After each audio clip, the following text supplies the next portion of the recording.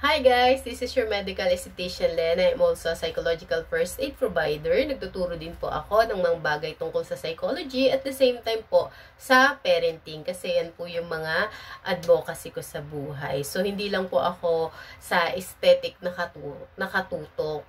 Kasi po sa aesthetic, nagagamit ko din po yung pagiging psychological first aid provider. So nakakatulong na tayo sa ating mga pasyenteng gumanda yung mga balat nila. At the same time, yung kanilang mga emotion and spiritual is nakakatulong din po tayo sa kanila kung paano po nila i-handle or haharapin yung bawat sitwasyon ng buhay na ibinigay sa atin o sa kanila ng Panginoon. So, yun naman po yung pinakamahalaga sa buhay natin is maging kapaki-pakinabang tayo sa lipunan at sa buhay ng ating kapwa is meron tayong naaambag na mabubuting bagay. So, tonight, ang ituturo ko po sa inyo is kung paano po natin mauunawaan, maiintindihan at paano natin matutulungan yung mga bata po na nabansagan, binabansagan, or tinatawag na natin na stubborn child or matitigas yung ulo. O yung mga tawag ng iba is pasaway. So, may mga pagkakataon po kasi na tayong matatanda is hindi tayo naturuan ng ating mga magulang kasi hindi rin sila naturuan. So, kung ano yung kinalakihan natin, yun yung napapasa natin sa mga kabataan. So, yung iba sasabihin, ibang-iba na yung generation ngayon. Kasi nga, noong mga panahon natin, sobrang hirap ng buhay, ilan lang yung may kaya sa buhay or yung well-off sa buhay. So, yung iba, sinasabi nila na ganito, ay, hindi ko na ipaparanas sa anak ko yung hirap na dinanas ko. Yung walang sapatos, yung walang damit, yung gutom. So, di ba may mga ganon.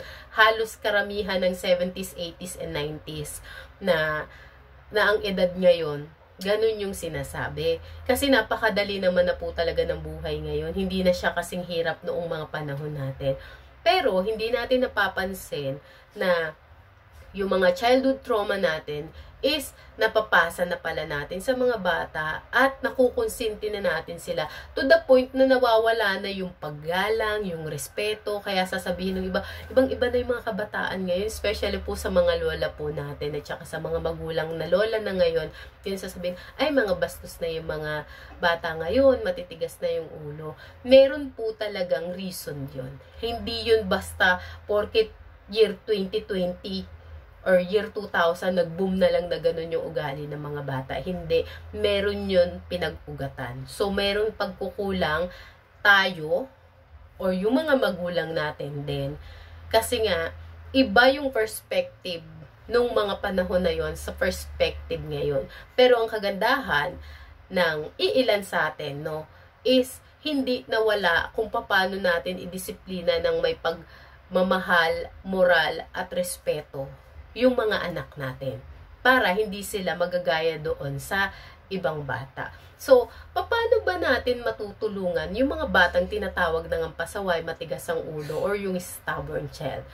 Actually, minsan po, yung mga bata na nakikita natin sa palengke, sa mall, na bigla na lang silang nagpi-freak out or bigla na lang silang sumisigaw, nagwawala, nagtatantrum, is hindi dahil matigas ang ulo nila. Meron po tayong tinatawag na emotions.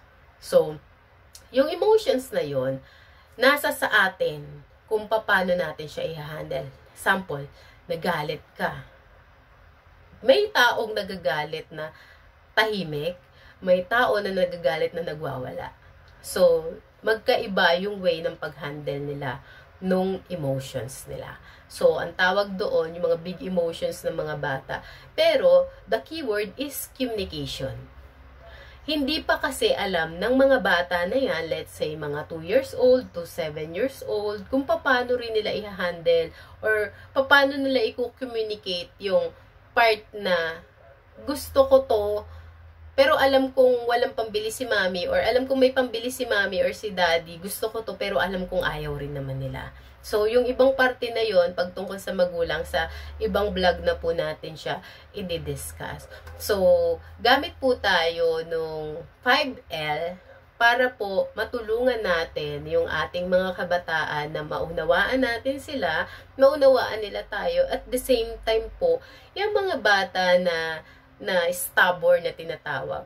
Actually, they are leader in the making.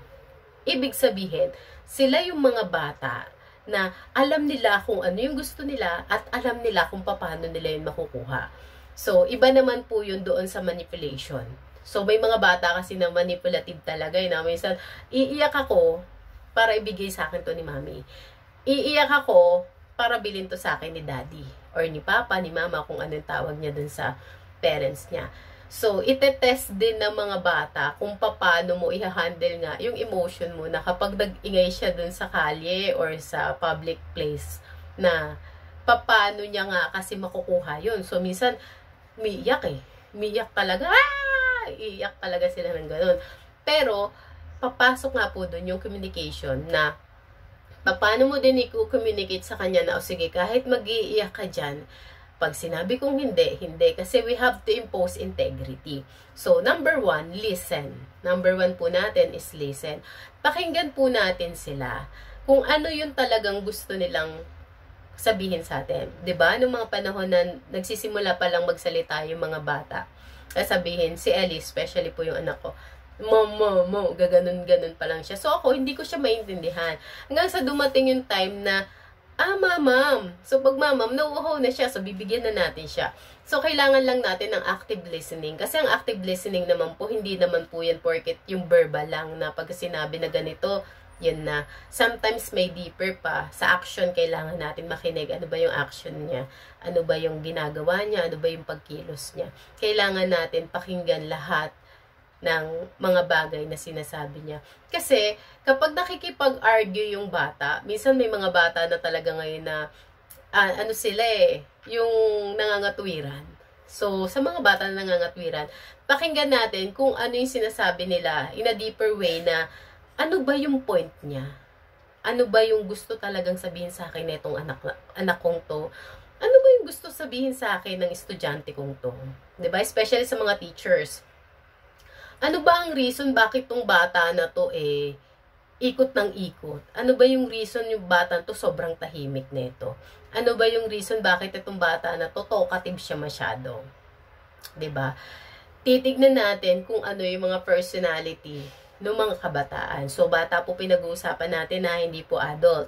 So, meron silang mga bagay na gustong i-communicate. So, kapag madalas po natin silang pakinggan at inaalam natin yung point of view nila at talagang nakukuha natin, doon po tayo makakapag-reciprocate ng tama. So, yung iba kasi akala, gusto lang netong bata na to nag-drawing siya. O gusto lang ng bata na to na kumakanta siya. Pero deep inside, yun pala talaga yung passion niya. Na bata pa lang siya, gusto niya na ito yung ginagawa niya. Ito yung gagawin niya hanggang pagtanda niya, na i-enhance niya yung skills na yun. So, the more na nakakapag-communicate tayo ng tama, the more na nabibuild yung communication skill ng bata. So, yun po ang number 1 natin, listen. Number 2 is love. So, kung tayo matatanda, gusto po natin na nakikita tayo at na-appreciate tayo, lalo po yung mga bata. Minsan po kasi yung mga bata na yan, kaya lang sila nakakagawa ng mga bagay na para sa ating matatanda is inappropriate doon sa isang lugar o kaya sa sitwasyon is because they want to feel connected. They want to feel loved. They want to feel na na-appreciate ako ni mommy at daddy or no, kung sino man yung taong nakagawa sa kanila ng significance. Kasi yung mga bata po, palagi po yung merong ina-idolize. So yung mga ina-idolize po niyan, yung mga tao nga na nakagawa ng significance sa buhay nila. Most of the time nga, ang lungkot isipin kasi hindi nanggagaling yung significance doon sa family member, nanggagaling pa dun sa ibang tao. So, may ibang tao pa na naka-appreciate na, uy, ang ganda naman ng mata mo, uy, ang ganda naman ng lips mo, uy, ang galing mo naman mag-drawing. Minsan yun na nakakalungkot. Mas nanggagaling sa ibang tao yung significance na dapat nabibigay nating pamilya doon sa bata. Kaya po isang tip ko dyan, dapat alamin po ninyo kung ano yung love language ninyo bilang magulang and then i-match nyo po doon sa love language ng anak ninyo. Sample po sa aming mag-ina. Ang love language ko is touching, yan yung hug and kiss, then minsan ginaganyan ko siya, kaya ginaganyan ko yung buhok ng anak ko, and yung giving. Talaga po ako, bata pa ako, mahilig na ako magbigay. Mga love letter, friendly letter, anything. Nag-e-effort talaga ako dyan. And then, yung love language naman po ng anak ko is yung word of appreciation. At the same time po, hug and kisses, which is touching din po. So, nagmamatch kami doon. Dati, binigyan ko si Ellie ng mga laruan na related po sa medicine, sa pagiging doktor, yung mga laruan na stethoscope, ganyan, twister, ganyan. And, dumating sa time na 3 months ko siyang inobserbahan, ayaw niya ng laruin. Pero yung binigay sa kanya ni doktora ng mga Lego, nakakabuild siya ng tower, ng robot, ng sasakyan, out of nowhere na wala siyang pinagkukopihan. And then, one time, tinanong ko siya, anak, gusto mo paglaki mo, maging doktor ka? Hindi ka agad ang sagot niya. Ang sagot niya, gusto ko maging engineer. And then, in-incorporate ko yung love language ko na giving doon sa gusto ng anak ko. So, mula noon, hindi ko na siya binilihan ng kahit na anong tungkol sa medicine. Ang binigay ko na sa kanya, Lego, yung iba't ibang klase ng Lego, kasi maraming klase ng Lego eh. Andito siya actually sa tabi ko. So, yung mga ganito, ayan, yan yung ano ko, binibigay ko sa kanya. Lika dito na. And then, eto po yung aking anak. He is mag-8 years old at leap year baby siya. Ayan, dili na. Nagkanog na, ha? Ayan, naglalaro siya sa ano ko, sa tabi ko during the vlog. Kasi nga, yung mga bata, ganun po talaga. They want to feel connected. Gusto nila na palagi silang nasa tabi ng mga magulang nila, or most of the time, gusto lang nila na nakikita natin sila. Kaya bigyan po natin sila ng oras, attention, at saka yung pagmamahal po talaga. Kasi yung mga bata na minamahal at they feel love talaga, hindi yan, paglaki niyan mga yan, hindi yan basta-basta na mapapabagsak ng ng pagsubok sa buhay eh. Kagaya sa amin, kaming magkakapatid, hindi naman kami mayaman. Sobrang hirap din po ng buhay namin.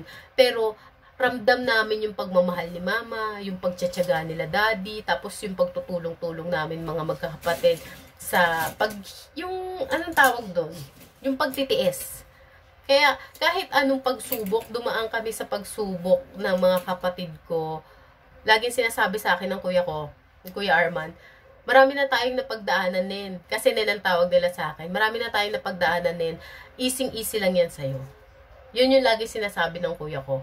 And then, I remember nga, yung mga pinagdaanan namin. Kasi, yung love nung family is nandun. So, regardless kung well-off kayo or hindi kayo well-off, ang mahalaga po is pagmamahal. Di ba nga sabi sa Bible, kahit na makapagsalita ka man ng salita ng anghel or ibigay mo man yung buong buhay mo, kung wala kang pagmamahal, wala din.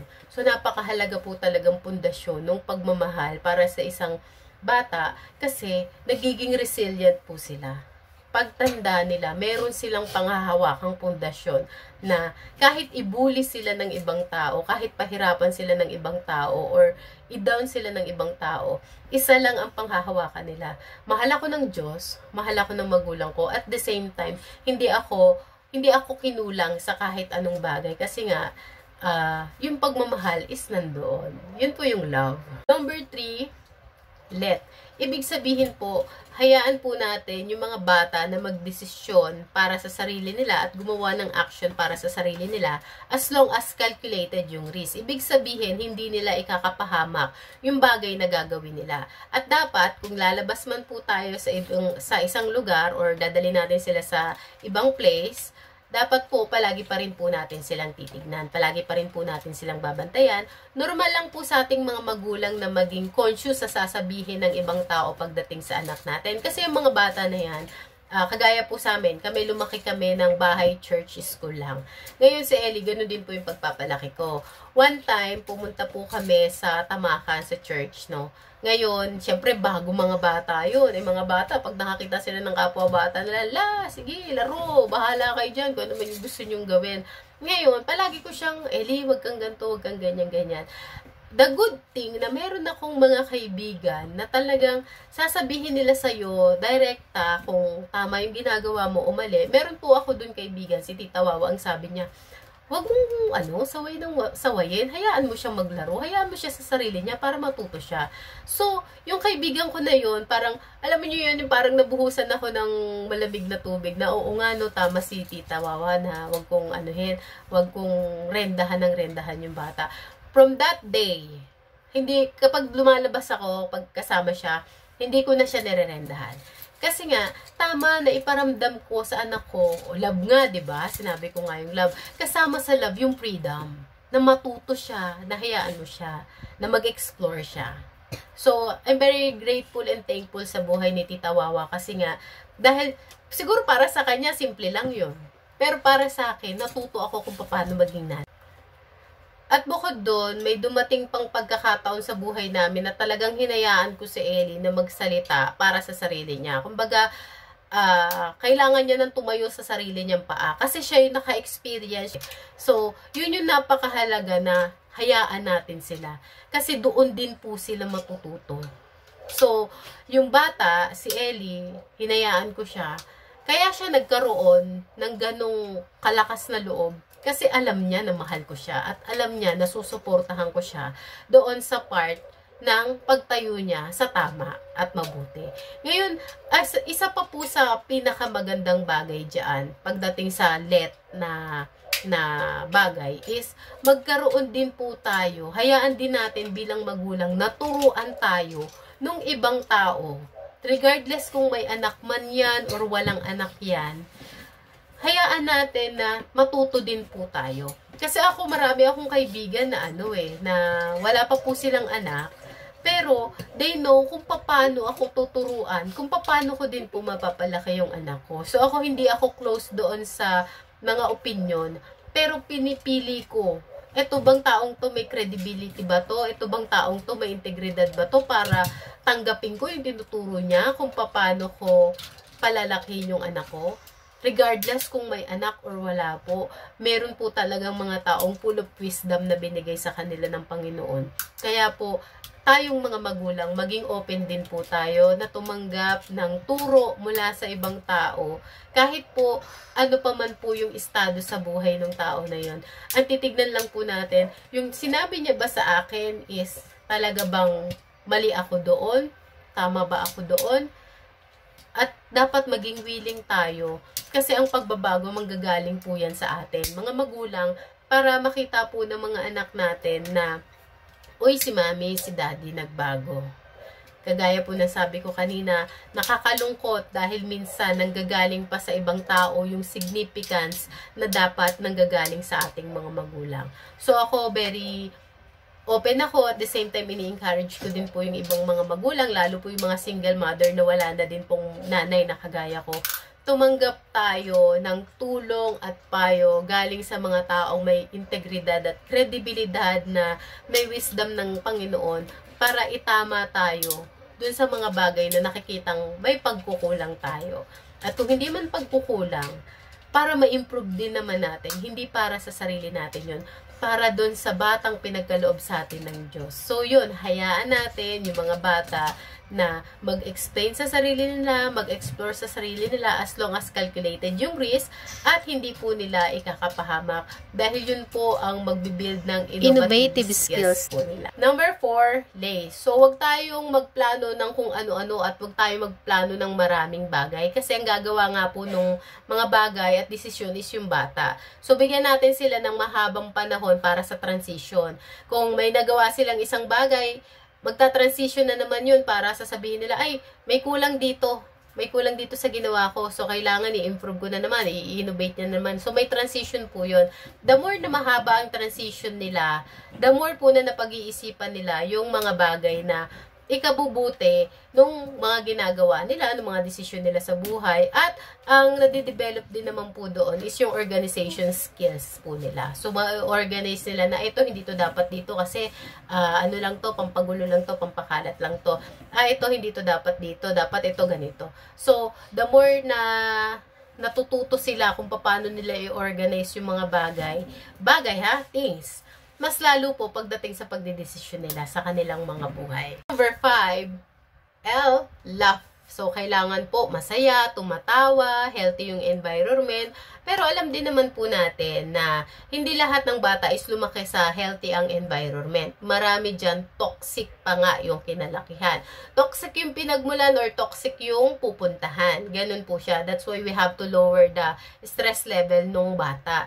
Nag-aaral man yan o hindi, sa school setting man yan or hindi, we have to lower down the stress level ng bata. Alamin natin kung ano ba yung pinaka-reason, bakit siya parang matigas ang ulo, or bakit parang pag nasa bahay ka naman okay ka. Bakit pag parang nasa school ka, iba ka na. So, alamin natin. Ang Department of Education dito sa Pilipinas, talagang in-incorporate po nila yung masayang pagtuturo para po mas madaling ang matutuhan ng bata yung lesson. And based sa isang study sa psychology, kapag ang bata po ay palagi mong sinisigawan, palagi mong pinapagalitan, ang baba ng level ng comprehension. Bakit? Kasi yung self-esteem niya lower na, nagkakaroon siya ng inferiority complex. Feeling niya kahit tama yung gagawin niya, pagagalitan pa din siya. So, kahit gusto niyang sumagot, dahil nga mababa yung yung self-esteem niya, at saka marami na siyang negative self-talk, is hindi na siya sasagot. So, bumababa po yung grade ng bata. Unlike na yung batang feel love talaga siya. So, babalik tayo dun sa number 2 na malakas yung loob nila. Kasi alam nila na, ay kahit na mali yung sagot ko, maniniwala pa rin sa kakayanan ko si mami. Ay kahit na mababa yung grades ko, alam ko i-cheer up pa rin ako ni mami. Kasi yung foundation nila is pagmamahal. Walang takot. 'Di ba? Kaya nga, kailangan maging masaya yung bata. Kapag hindi ka masaya, parang sa atin naman yan mga matatanda, yung mga tao na hindi masaya sa buhay nila, gumagawa ng paraan para sirain yung kaligayahan ng kapwa nila. Same with the children, 'di ba? Kapag hindi masaya yung kabataan nila, hindi pa nila kayang i-manage, dalawa lang yan. It's either titigas talaga ang ulo niyan or magiging inferior yan. So, kailangan po natin iparamdam sa ating mga anak or sa ating mga kabataan na naiintindihan natin sila, na nauunawaan natin sila, at higit sa lahat, kakampi nila tayo. Willing tayong tumulong para sa ikabubuti nila hanggang paglaki nila. So, mas maganda po bilang parent, itry po ninyo yung authoritative parenting. Hindi po ito maluwag, hindi rin po ito sobrang nakakasakal. Ako po is authoritative parenting style po yung gamit ko. That's why nakikita ko kay Ellie noon na dati parang ang hirap naming magkaintindihan. Pero the more na tumatagal, nakikita ko yung improvement din dun sa bata na, uy mami, ganito ganyan, open na siya sa lahat ng bagay. So, recap po tayo. Number 1 is listen. Number 2, love. Number 3, let. Number 4, lace, and number 5, lap. Kailangan po na yung mga kabataan natin ngayon is gamitan lang po natin ng 5L na yan para po hindi po natin sila mapabayaan. At the same time, uulitin ko po na yung mga batang yan, they know what they want and how to get it. At the same time, they are the leader in the making. So, hindi po sila matigas ang ulo. Gusto lang po nila na makita nyo sila at they want to feel connected sa ating lahat. So, yun po. Mahalin po natin ang ating mga kabataan at palagi po natin silang ipagdadasal. This is your medical esthetician Len and psychological first aid provider. So, God bless everyone.